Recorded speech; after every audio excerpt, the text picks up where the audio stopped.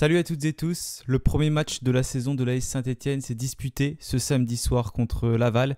Score de 3 buts partout, premier débrief de la saison. Bon, en réalité, pour moi, c'est le deuxième parce que je l'ai déjà tourné. Vous avez peut-être vu une autre vidéo, mais j'ai décidé de refaire le débrief parce qu'il y a eu des problèmes à la fin de son et on ne m'entendait plus et clairement, ça gâchait tout. Je voulais supprimer la fin, mais non, ça n'allait pas. Ça gâchait tout, donc on va refaire tranquillement le débrief de cette rencontre. J'ai déjà pu avoir vos avis parce que je l'avais lancé en première, donc on était en live. On a pu discuter ensemble et débattre de ce match. Donc de mon côté, c'est reparti pour ce débrief où l'AS Saint-Etienne et le Stade Lavallois n'ont pas réussi à se départager. Un match fou qui s'est terminé sur le score de 3 buts partout. Et donc un point pris pour l'AS Saint-Etienne, un scénario frustrant, un point logique. Vous me direz ce que vous en pensez en commentaire. Mais de mon côté, j'ai quand même tendance à être déçu parce que je pense qu'on pouvait largement faire mieux au stade de Francis Lebasser. Les Stéphanois sont arrivés avec de très bonnes intentions, mais malheureusement, une nouvelle fois, les erreurs individuelles nous ont plombés, ce qui fait que le Stade Lavallois a réussi à chaque fois, soit même à mener au score, ou alors à revenir dans la partie. On va débriefer cette rencontre où des recrues stéphanoises ont joué leurs premières minutes. Avant de débuter, n'oubliez pas de vous abonner, de liker la vidéo. Encore désolé pour ces problèmes de son, mais là, ce débrief-là, ça va aller. Et nous, on se retrouve juste après le générique.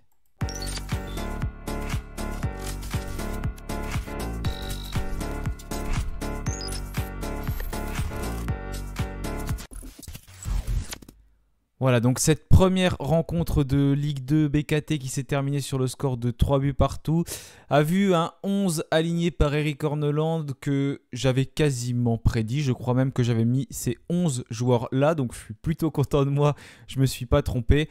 Bon, en réalité, c'était assez logique au vu des absents. Je rappelle notamment que Mahmoud Jaber au milieu de terrain n'allait pas pouvoir disputer cette rencontre. Il ne s'est pas entraîné correctement cette semaine, je crois même qu'il ne s'est pas entraîné du tout, ce qui a donc forcé Eric Horneland à ne pas le mettre dans le groupe stéphanois et donc ne pas le mettre titulaire par conséquent.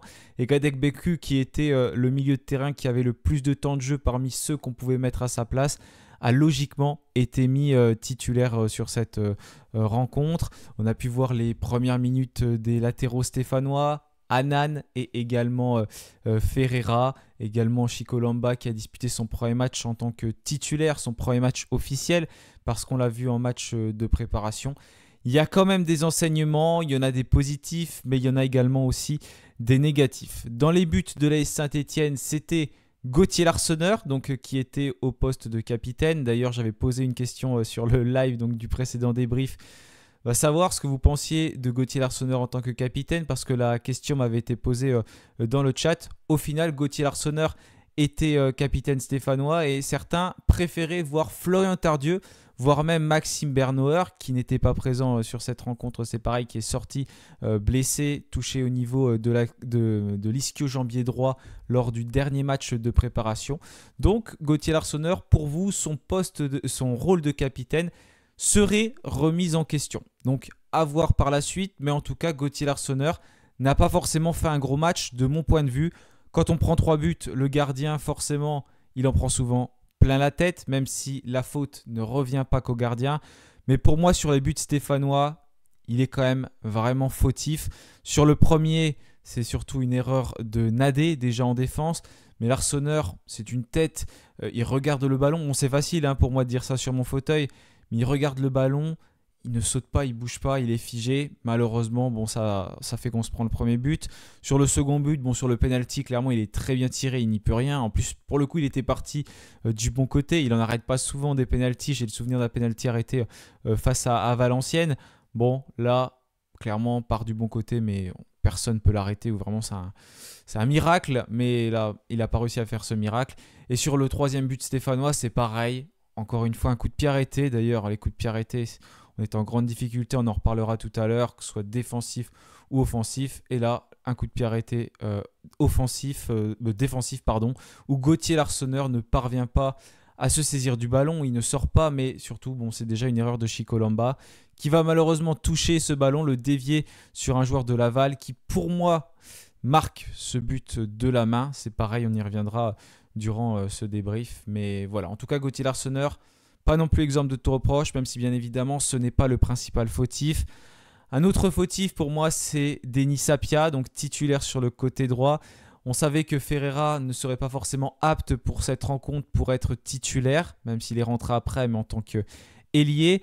Eric Horneland avait dit que voilà, c'était un joueur qui pour l'instant n'était pas apte, pas à 100%, contrairement plus à Annan qui a déjà fait un premier groupe avec le club de l'Étoile Rouge de Belgrade pour des matchs de qualification en Ligue des Champions. C'est donc Apia qui a occupé le flanc droit. Bon, on sait que c'est un joueur qui est très souvent en difficulté, qui a des lacunes, ça c'est encore vérifié, hein, que ce soit en Ligue 1 et même en Ligue 2. C'est pourtant un joueur expérimenté. Mais malheureusement, il s'est fait souvent bien avoir sur son côté droit. D'ailleurs, le premier but de Laval part d'un débordement sur le côté droit de l'AS Saint-Etienne. Eric Horneland a demandé à Irving Cardona de plus revenir défendre durant le second acte pour aider Apia. Cardona n'est pas un joueur qui est avare d'efforts, mais là, il devait encore plus revenir. Et ça a permis à Apia d'être un petit peu mieux, mais on sent que très très rapidement l'ailier adverse pouvait rapidement faire la différence. Donc Apia, ça a quand même été très compliqué, assez brouillon de sa part. On l'attend surtout défensivement, Apia, je ne parle même pas offensivement. Déjà défensivement, c'est compliqué. Donc j'imagine que c'était son dernier match avant que Ferreira prenne le relais pour le prochain. On en parlera tout à l'heure de João Ferreira qui a disputé ses premières minutes sous le maillot vert. En défense centrale, on avait Chico Lamba aligné aux côtés de Michael Nadé. Bon, quand tu prends 3 buts, tu ne peux pas dire que le niveau de jeu de la charnière centrale a été satisfaisant, c'est sûr. Malheureusement, c'est quasiment les 3 seules occasions des Lavallois. Mais c'est aussi passé sur les côtés, ça il ne faut pas l'oublier. Mais il y a des fautes provoquées aussi par la défense stéphanoise, avec ce penalty concédé donc par Michael Nadé. À ce moment-là, je crois que c'est Chico Lamba qui fait une mauvaise remise et qui le remet directement sur un Lavallois. Et ensuite, il est lancé dans la profondeur. Et Michael Nadé fait une faute un petit peu bête. Et malheureusement, il concède un penalty dans la surface de réparation. Là, il n'y a rien à dire. Après Michael Nadé, on sait que c'est un joueur qui est capable du meilleur comme du pire. Le pire, il l'a fait 2 fois avec donc le premier but qu'on encaisse où il perd son duel de la tête. Mais il peut faire des bonnes choses. Et d'ailleurs, sur le 3e but stéphanois, c'est lui qui va lancer Benold, qui va ensuite remiser sur Boaké et qui va relancer Benold. Donc, il avait fait quelque chose de bien. Mais malheureusement, il peut alterner entre le très bon et le moins bon. Et c'était le cas ce soir. Après, de là à dire que Nadé a perdu sa place, j'ai pas du tout envie de dire ça parce que c'est le premier match de la saison. Et on sait que c'est un joueur qui peut aussi rapidement s'imposer. Et ensuite, quand il s'impose dans la défense, on ne peut plus l'enlever parce que c'est un joueur qui peut être très important, un vrai taulier, très fort dans les duels. Même si ce soir, il a perdu un duel. Donc à voir par la suite. Mais pour l'instant, il n'y a pas forcément de joueur capable de le remplacer, je pense, dans cette défense. Donc son rôle de défenseur central, il ne le perdrait pas forcément. Sachant que Maxime Bernauer n'est pas apte actuellement.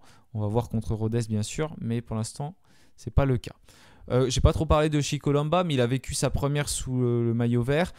Il a fait une prestation pour moi assez neutre. On ne l'a pas trop vu, donc c'est quand même quelque chose qui est positif. Mais malheureusement, on l'a quand même vu 2 fois. Et c'est sur 2 buts aussi, hein, sur donc, le penalty que concède Michael Nadé.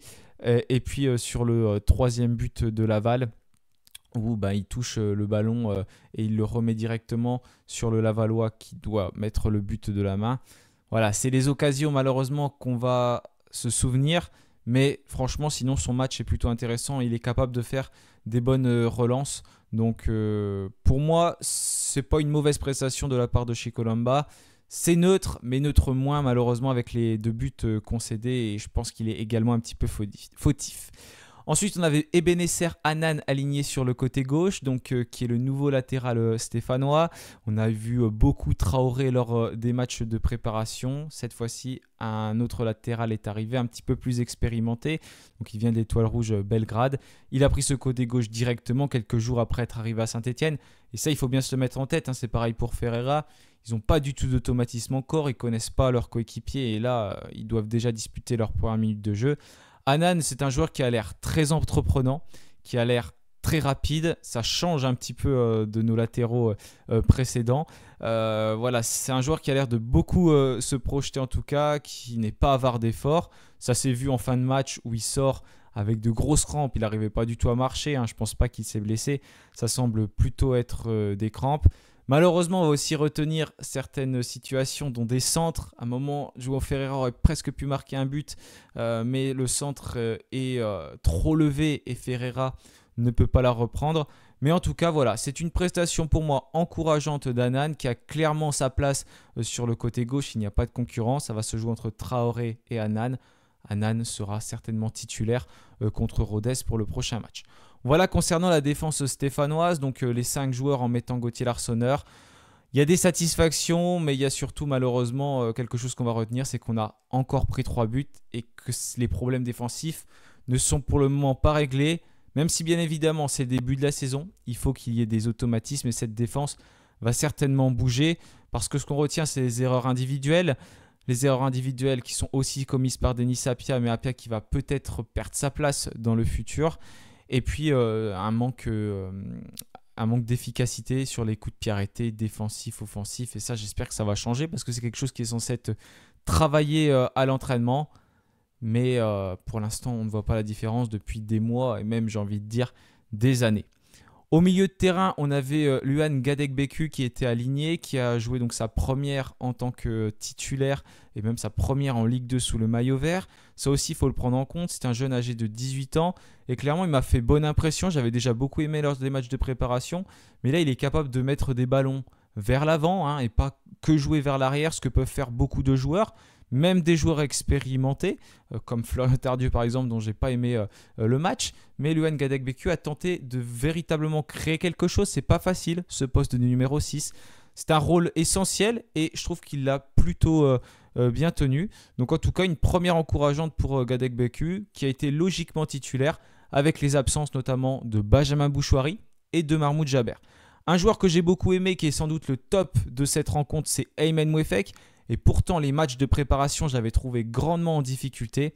Mais Mouefek, c'est un joueur qui est capable de se transcender. Et notamment en première mi-temps, on a vu qu'il pouvait être très important. Et ça, de toute manière, on le savait. On l'a déjà vu à plein de reprises. Mais malheureusement, c'est pareil. Il n'arrive pas à le reproduire à chaque match. Mais quand il prend le ballon et qu'il se projette, il élimine souvent beaucoup de joueurs. Il a une vraie débauche d'énergie. Et je pense qu'il a fini également le match vraiment épuisé. Donc bravo à Aymen Mouefek qui a franchement fait une très belle rencontre et qui a été un des joueurs les plus percutants durant la première mi-temps. Contrairement à Florian Tardieu que j'ai moins aimé parce que c'est un joueur qui a de l'expérience, c'est celui forcément que l'on attend au milieu de terrain d'AS Saint-Etienne, celui qui est capable de poser le jeu, de créer quelque chose. C'est censé être un peu le chef d'orchestre de ce milieu de terrain. Malheureusement pour Florian Tardieu, je trouvais que ce soir il n'a pas apporté tout ce que j'attends de lui et c'est ce que j'ai déjà vu lors des matchs de préparation, notamment sur le dernier contre Cagliari, où j'aurais d'ailleurs préféré qu'il inverse son rôle avec Mahmoud Jaber parce que Jaber était plus en tant que numéro 6 et Tardieu en tant que numéro 8. Je pense qu'ils auraient fait l'inverse, ça aurait pu être différent, mais malheureusement c'est pas ce qu'avait choisi Eric Horneland. Et ce soir peut-être que Gadegbeku aurait aussi pu jouer en tant que numéro 8, mais je pense pas que ce soit son poste de prédilection, donc là pour le coup il a peut-être bien fait. Ce qu'il faut prendre en compte également, bien sûr, c'est les absents parce que Mahmoud Jaber est très important. On l'a vu lors des matchs de pré-saison.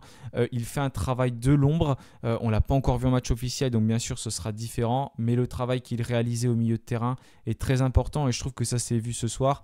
On n'avait pas ce joueur comme Mahmoud Jaber qui fait des courses de fou. Mouefek a tenté de compenser en faisant ces courses-là, mais ce n'est pas le même profil parce que Mouefek va vraiment se projeter pour ramener des ballons haut sur le terrain alors que Jaber est capable de ratisser une très large zone, que ce soit défensivement ou offensivement. Ce n'est pas les mêmes profils, ils peuvent se compléter. Donc je serais curieux et j'espère que Jaber va pouvoir tenir sa place prochainement, de voir un milieu de terrain avec Gadegbeku, Mouefek et Jaber, quitte à enlever Florian Tardieu. Voilà, on parlait d'un rôle potentiel de capitaine, vous en parliez dans le débrief donc précédent. Mais honnêtement, j'enlèverais plutôt Tardieu pour tenter Jaber s'il est capable de jouer avec Mouefek et Gadegbeku. Jaber, je suis quasiment sûr de toute manière qu'il va retrouver sa place. Voilà pour le milieu de terrain de l'AS Saint-Etienne. Concernant l'attaque, c'est un secteur qui m'a plu parce qu'on n'avait pas d'avant-centre, il faut le rappeler. On se demandait comment on allait marquer des buts sans Stassin, sans N'Guessan. ou encore sans Defeus qui n'a pour l'instant pas signé, en attente de son passeport, ça devrait se faire prochainement. Mais finalement, les 3 attaquants stéphanois ont réussi à marquer. Cardona, je n'avais pas beaucoup aimé sur les matchs de préparation. Là, il était aligné sur le côté droit. Pour moi, c'est son poste de prédilection. C'est là où il est le meilleur. Et Cardona, je l'ai retrouvé parce qu'on sent qu'il est craint en Ligue 2 de toute manière. Et là, c'était le cas. Il a aussi été capable d'apporter beaucoup sur son côté droit. On sent qu'il y a des automatismes, qu'il apporte du danger. Il aurait même pu marquer assez tôt dans le match. Malheureusement, sa frappe est passée à côté. Il a eu une autre frappe qui a été arrêtée par le gardien et puis son but. C'est un Cardona dangereux qui peut aborder beaucoup, peser sur les défenses adverses, donc on l'a retrouvé. Tout comme Ben Holt qui a été pour moi assez à l'aise sur son côté gauche, qui est capable d'apporter, qui a marqué son premier but. Et d'ailleurs, c'est une très belle action avec Augustin Boaké. Augustin Boaké qui ce soir a été à la fois buteur et passeur décisif. C'est à souligner parce que c'est un joueur qui n'est pas un véritable numéro 9. Et là, il y est aligné, même si on le sent un petit peu plus en retrait. Là, sur la composition, vous voyez Boaké devant, mais c'est plus Cardona Holt et Boaké un petit peu plus en retrait. Donc, c'est un 4-3-3 un peu moins classique, j'ai envie de dire, sans avant-centre. Donc, c'est pareil, quand un avant-centre va arriver, on va voir comment ça va se passer. Mais les 3 joueurs stéphanois ont marqué des points et Boaké qui est monté en puissance, notamment au fur et à mesure de la rencontre. Voilà pour le 11 de départ stéphanois. J'ai essayé de pas mal détailler. J'espère que je n'ai pas oublié de choses par rapport au précédent débrief. Je sais que j'en ai rajouté, donc déjà c'est positif. J'ai pu réagir sur vos précédents commentaires. Concernant cette rencontre, pour le coup, on est bien rentré dedans face au 3-5-2 aligné par Olivier Frappoli. Donc ça, il faut bien prendre en compte également que cette équipe de Laval jouait plutôt avec des pistons. Voilà, on a bien pris le jeu à notre compte. J'ai bien aimé. On sentait qu'on était très fort techniquement. Et d'ailleurs, au long de cette rencontre, on sent qu'on est plus fort techniquement. C'est pour ça que j'ai des regrets, encore une fois, qu'on n'arrive pas à prendre 3 points, même si ça peut être bien sur le papier d'en prendre un à Laval. Mais c'est des points, on sait qu'on peut regretter en fin de saison parce que le championnat de Ligue 2 est très serré. On emballe cette rencontre, on a des occasions, Mouefek qui se projette, Cardona qui frappe, mais malheureusement, la punition, elle arrive au début de match, on n'est pas tard, on a la 16e minute du jeu. Chukwunte, donc qui va récupérer un centre marqué de la tête, se défaire déjà c'est Kokolo qui va se défaire du marquage de Denis Sapia et Chukwunte qui va se défaire du marquage de Michael Nadé. Donc c'est un centre qui vient de la gauche vers la droite ou de la droite vers la gauche, côté d'Apia, le côté droit. Et puis après, donc pour moi c'est une erreur de la défense stéphanoise globalement. On va pas pour le coup s'endormir et puis se dire mince, on a encaissé un premier but et puis totalement se liquéfier comme ça a pu être le cas par le passé. Non, là on est toujours bien présent dans notre match. On construit des actions, on a un pressing très haut, on récupère des ballons, donc ça vraiment c'est positif. Chaque joueur joue le jeu, va au pressing, les ailiers vont sur les latéraux, le milieu de terrain monte sur les défenseurs centraux. Voilà, c'est très bien ce qui est réalisé. Et on va marquer logiquement une très belle action avec un ballon récupéré. Mouefek qui se projette sur le côté gauche de la surface de réparation, qui va servir Cardona au point de pénalty. Irving Cardona va ensuite marquer un but. Il n'est pas facile à marquer ce but parce qu'il y a 2-3 Lavallois qui sont dans les cages. Mais Irving Cardona parvient bien à mettre ce ballon en dessous de la barre transversale. Ça fait un but partout entre les deux équipes. Le parquage stéphanois qui explose. D'ailleurs, ils étaient très nombreux présents au stade Francis Lebasser. Ils ont mis une superbe ambiance. Donc, bravo à eux. Et puis, ils seront très nombreux également. Vous serez très nombreux lors du match contre Rodez, où 30 000 supporters au moins sont attendus, avec en plus 20 000 abonnés, le record en Ligue 2. Donc, c'est magnifique. Ça fait un but partout à ce moment-là. C'est largement mérité. On continue ensuite de dominer, on a largement la possession du ballon, on a plus de 70% de possession de balle. Les Lavallois ont du mal à ressortir les ballons quand ils les ont, ils perdent les ballons très bas, ils ont très peu de situations et encore une fois c'est pour ça que c'est frustrant. Et on va marquer un deuxième but, cette fois-ci donc c'est 8 minutes plus tard, on est à la 35e minute de jeu et il ressemble au premier but, c'est encore Aymen Mouefek qui est passeur décisif, oui, qui va servir cette fois-ci Augustin Boaké dans la surface de réparation, qui va ensuite marquer de son pied gauche, se décaler et tromper Samassa. 2-1 pour les Verts, c'est largement mérité, mais malheureusement on ne va pas parvenir à garder cet avantage alors que les Lavallois étaient très peu dangereux. On va concéder un penalty donc de la part de Michael Nadé qui n'a pas été vigilant.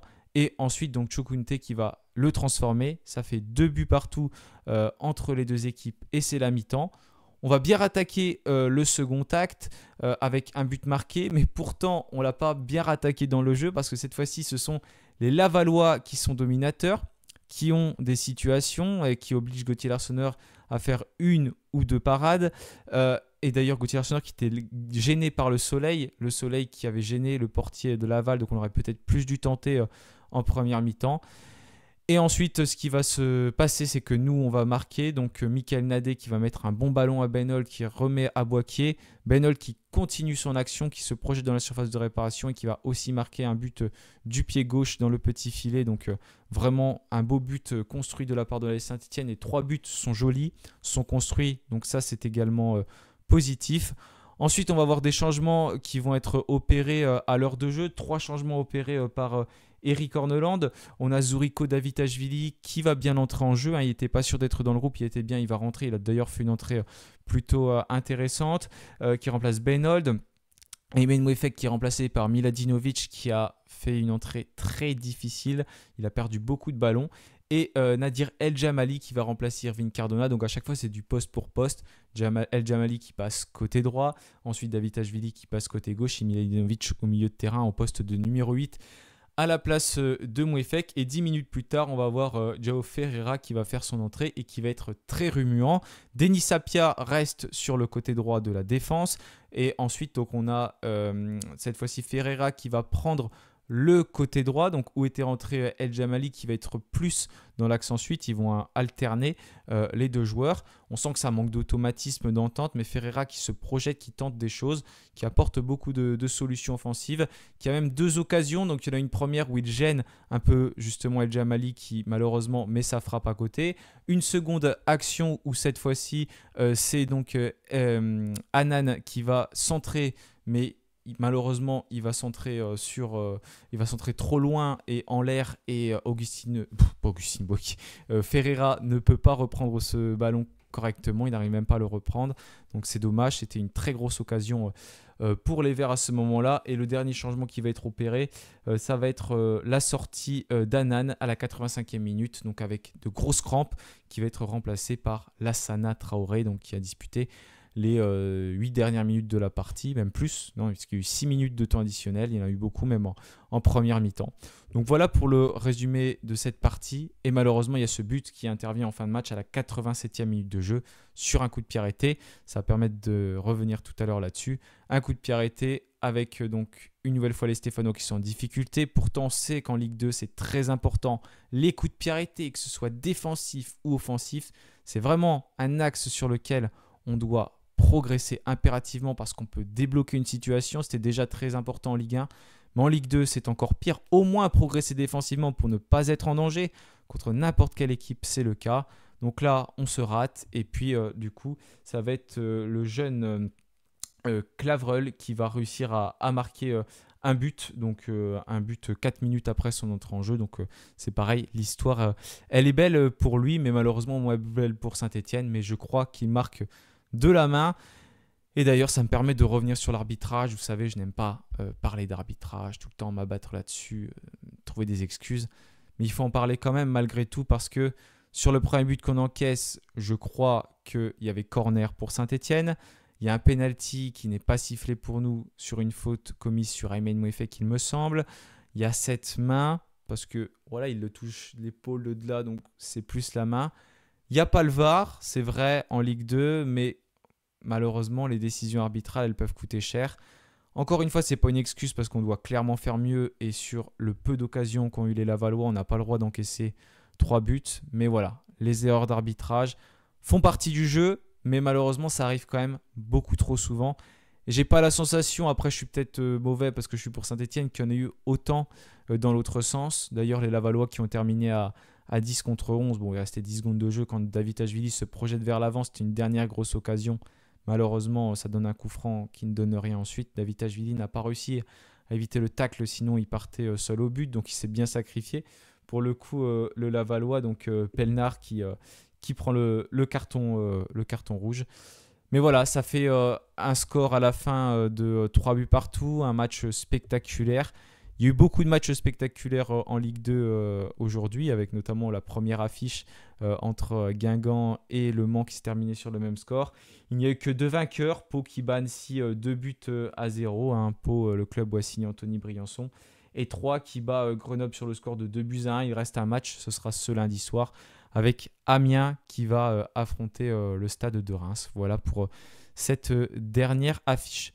Donc voilà, c'est une première journée de Ligue 2. On sent qu'on manque d'automatisme, clairement, mais on a un effectif qui semble déjà bon techniquement. Après, il faut digérer la préparation aussi. Elle a été longue, intense, et on sait que ça peut être difficile, les premiers matchs après la phase de préparation. Le tout, ça va être d'être bon sur la durée, donc on va voir comment ça va se passer. Mais j'ai pas compris notre façon de jouer, en tout cas en seconde mi-temps. On a laissé le ballon aux Lavallois, alors que ça avait bien marché en première mi-temps. C'est le style de jeu d'Eric Horneland, de presser, d'aller vers l'avant.